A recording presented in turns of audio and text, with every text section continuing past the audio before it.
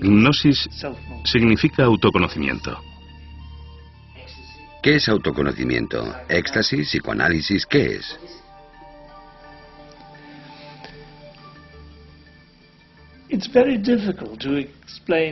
Es muy difícil explicar qué es el autoconocimiento y cómo se obtiene. No es como el psicoanálisis. No es una exploración intelectual del alma, ni el éxtasis. Es la contemplación de uno mismo. A veces con la ayuda de un líder. Es la quietud, una sincera búsqueda individual.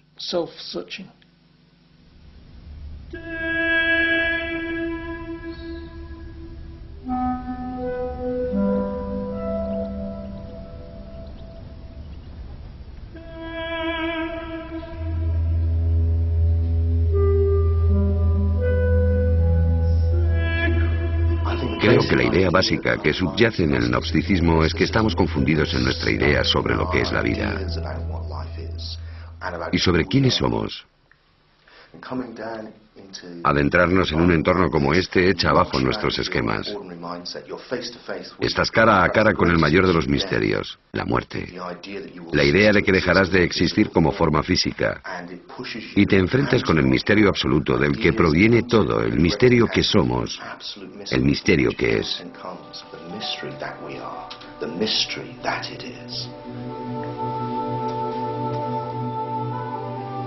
Pero ¿por qué buscarlo en la oscuridad de estos corredores? Creo que estimula la experiencia mística con la emoción de la oscuridad y los ecos de las cámaras. Todo eso conduce a un estado místico.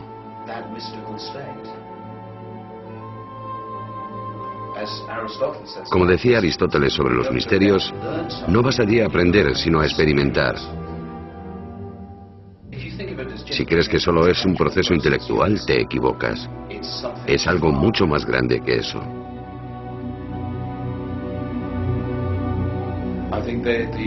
Creo que los antiguos habían comprendido que puedes aprender mucho, pero no tener un real conocimiento de ti mismo.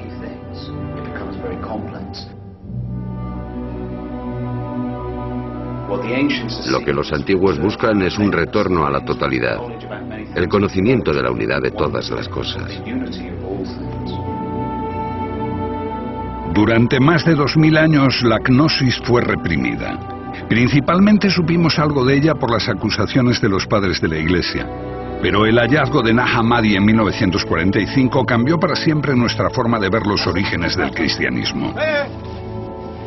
Los que los hallaron al principio los desecharon. Cayeron en manos de traficantes, algunos fueron quemados, pero finalmente llegaron a manos de la ciencia gracias a personas como Gilles Quispert, que llevó los manuscritos más importantes a Europa, y a sus amigos, entre ellos el gran psiquiatra Carl Jung.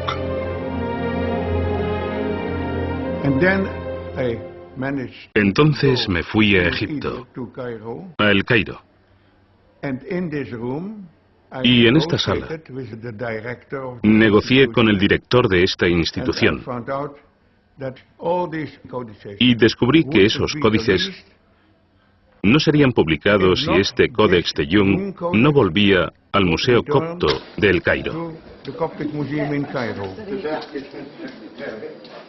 Ahora acumulan polvo en una pequeña sala, abiertos quizá una vez cada 10 años y solo en presencia de un funcionario del museo, la policía secreta y un juez. Quispel es bien recibido. Todos los manuscritos de Nag Hammadi se publicaron cuando devolvió el más preciado, el Evangelio de Tomás, con las palabras de Jesús.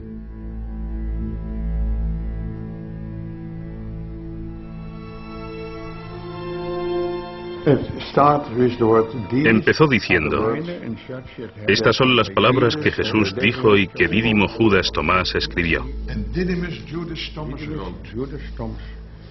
Y él dijo: quien descubre el sentido de estas palabras no conocerá la muerte.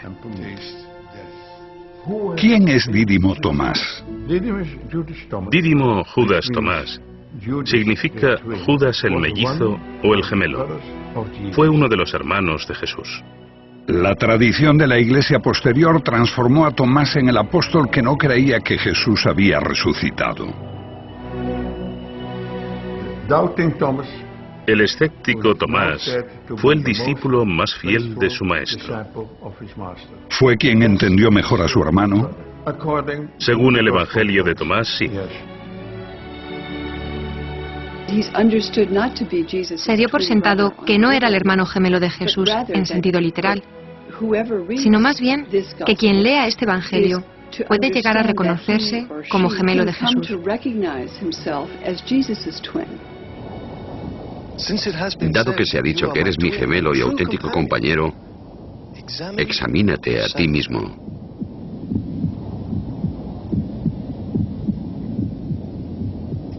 Examinarse a uno mismo. Así puedes comprender quién eres.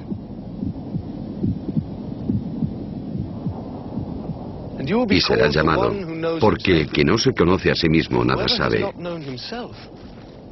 Pero el que se conoce llega simultáneamente a la profundidad de todo.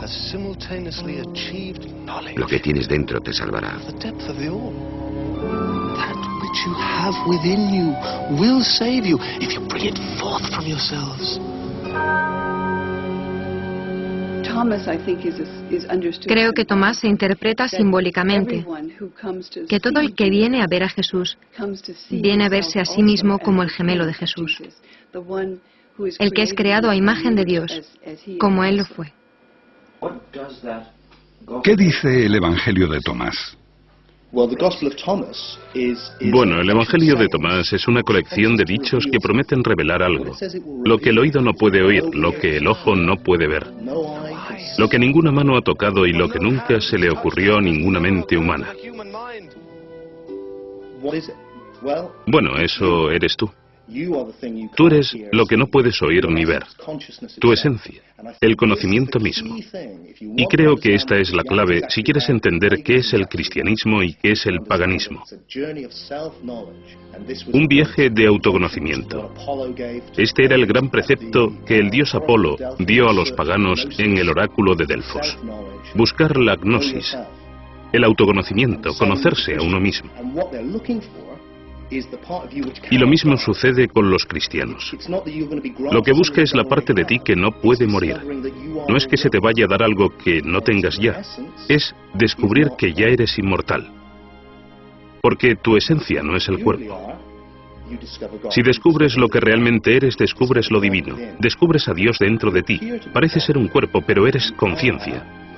Y esa conciencia da testimonio del nacimiento, de la muerte, porque todos los gnósticos, incluidos los gnósticos cristianos, creían en la reencarnación, y este proceso era un poco como despertar e irse a dormir.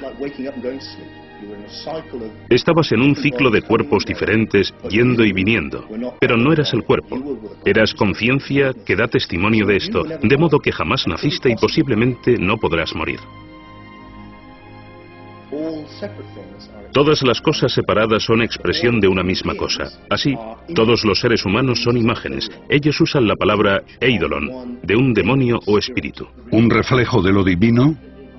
No tanto un reflejo, sino la forma en que lo divino se hace consciente de sí mismo. Para el Padre, ellos emplean el término la deslumbrante oscuridad. ¿Te imaginas la luz sin nada que reflejar? Es lo oscuro. Entonces, la luz en sí misma es oscura. Y usan el término brillante oscuridad. Potencialidad pura, solo luz. Solo conciencia, sin nada de lo que ser conscientes. Cuando eso crea algo por sí mismo para ser consciente, o como la luz, algo para reflejar, el universo cobra existencia. Esta conciencia de Dios se expresa a sí misma en todos los seres. Así que todos nosotros somos imágenes o eidolons de la conciencia universal que es todo, que es Dios. El mito cristiano tal como lo conocemos marca un profundo abismo entre el hombre y Dios. Dios es Dios, nosotros simples mortales.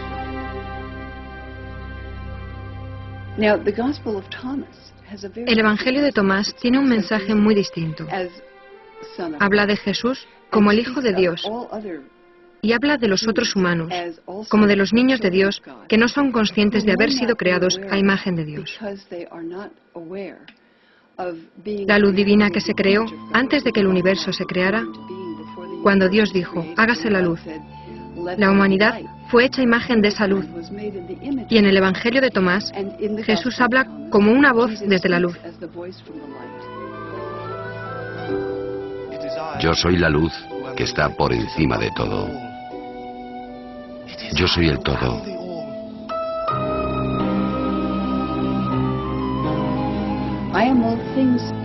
Soy todas las cosas. Todas las cosas salen de mí. Estoy en todas las cosas. Rompe un trozo de madera y estoy allí. Levanta la piedra y me encontrarás.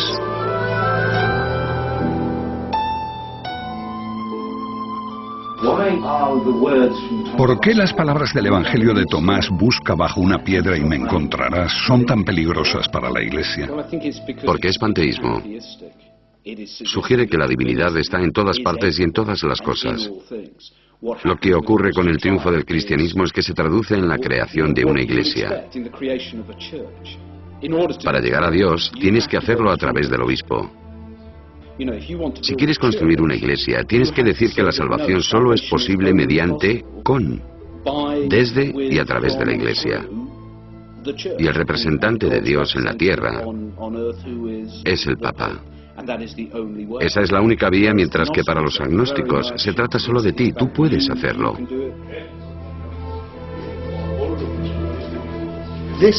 Esa fue la revelación de la gnosis, que tu esencia es inmortal. No tenías que ganártelo siendo un buen chico, obedeciendo las normas.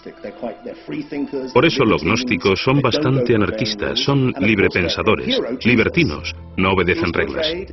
Y por supuesto, su gran héroe Jesús es descrito en sus relatos como un libertino que se relaciona con prostitutas y gente poco respetable. Él rompe las normas, no respeta el sábado y ataca a las autoridades religiosas. Es un clásico carácter gnóstico. Ellos eran así. Porque para ellos no hay que obedecer las reglas. Para ellos se trata de descubrirse a sí mismos, lo que eres de verdad. En el Evangelio de Tomás el mensaje es más importante que el mensajero. Es anterior a los 4 evangelios, como ocurre con un hombre considerado como fundador de la fe cristiana, pero que se empieza a ver con una luz diferente, Pablo. Pablo es gnóstico, habla del Cristo interior. Habla de la inmortalidad, como las escuelas mistéricas, porque Pablo existe antes de la historia literal. Pablo es un personaje totalmente malinterpretado en la historia. En tiempos de Pablo, digamos, no hay división entre gnosticismo y literalismo, porque el literalismo no se había desarrollado aún. 2 generaciones después, los evangelios de la Biblia hablan en detalle de la vida de Jesús. El mensajero se hace más importante que el mensaje, y Jesús pasa a ser literalmente el Hijo de Dios. Pero antes de eso, Pablo, a pesar de posteriores adaptaciones e inserciones, nos habla todavía de Jesús como de un misterio, una metáfora, una voz interior.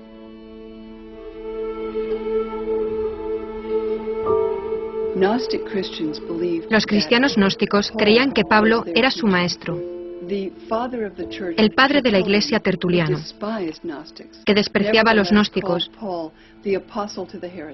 Llamaba a Pablo el apóstol de los herejes, porque los herejes, pensaban, amaban a Pablo, citan a Pablo, apoyan a Pablo, porque su enseñanza es muy misteriosa y a veces muy profunda. Si es así, el pensamiento de Pablo coincide con la mayor parte de las ideas elaboradas aquí. Quizá la ciudad más grande de la antigüedad, en la encrucijada de Asia, África y Europa, la ciudad de Alejandría. Alejandría en ese tiempo, la segunda ciudad del occidente. Allí se originó el gnosticismo. Allí vivían los egipcios, los griegos, y había más judíos en Alejandría que en Judea y Galilea en aquella época.